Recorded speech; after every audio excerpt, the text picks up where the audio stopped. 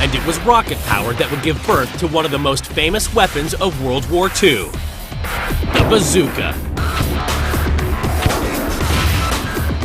Rocket power would finally create a delivery system that would accelerate shape-charged weapons and open a new chapter in the struggle against tanks and bunkers. Rockets had been used in warfare for centuries, but it wasn't until the 1920s and 30s that they became a serious and reliable proposition. As war loomed, the U.S. Army tested the feasibility of using rocket technology to fire shape charges at Aberdeen Proving Ground.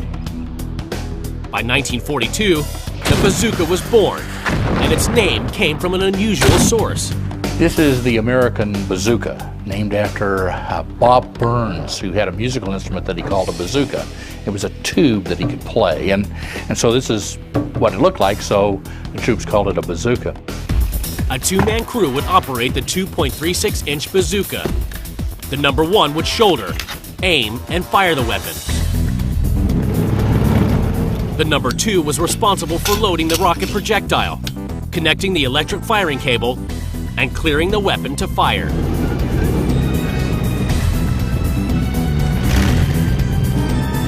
Once the firer got the tap, he was ready to go.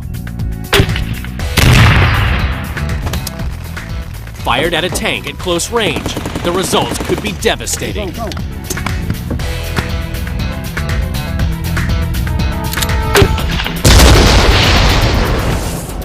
The bazooka could be used not only against tanks, but also against bunkers.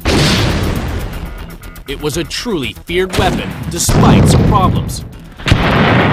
One of the drawbacks is that as the rocket goes out the front, you've also got rocket exhaust coming out the back. So you have flash in the front and flash in the back.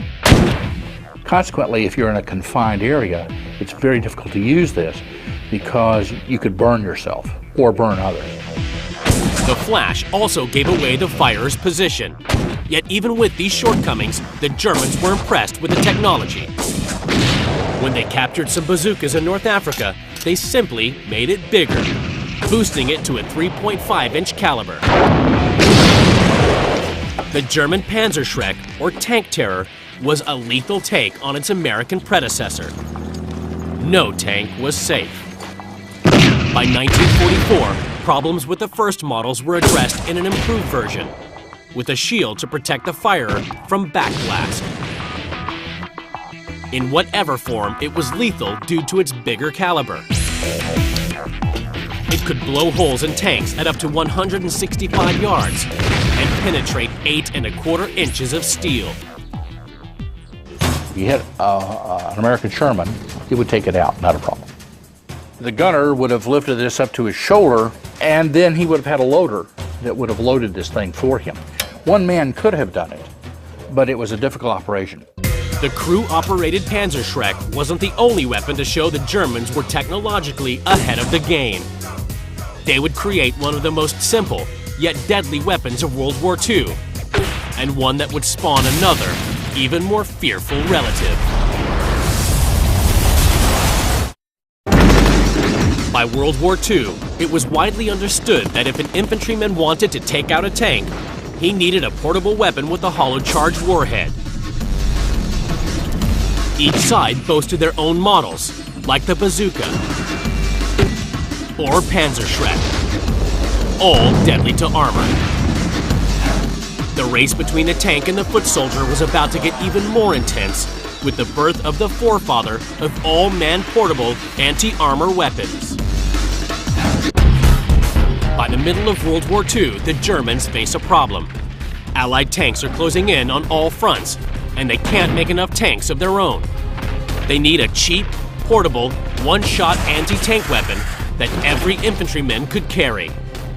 They needed more weapons to knock out the hordes of T-34s that were flowing across the steppes of Russia and moving toward East Germany. So they came up with a weapon, a propelled grenade. It was a tube, a simple tube like a pipe.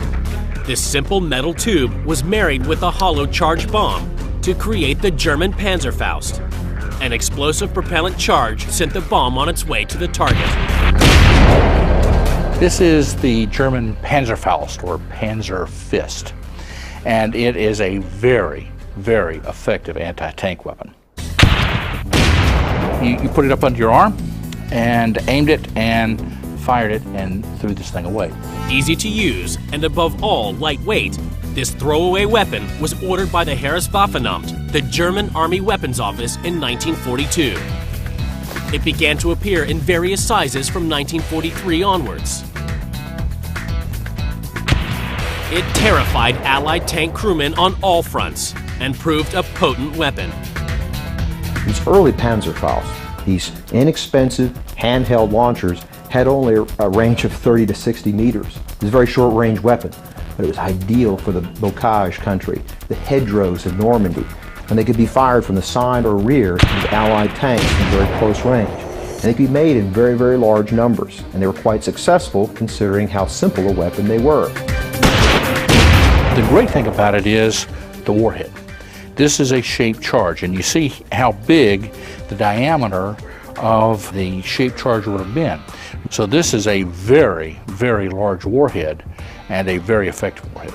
During the Battle of Berlin, civilians were issued these to take on Russian tanks, and they were very, very effective. A 12-year-old can do this. The Hitler Youth used this to great effect against hardened Russian soldiers. So it's a disposable weapon. It's a one-shot deal. You fire it and you throw it away. So this is the granddaddy of the modern disposable system.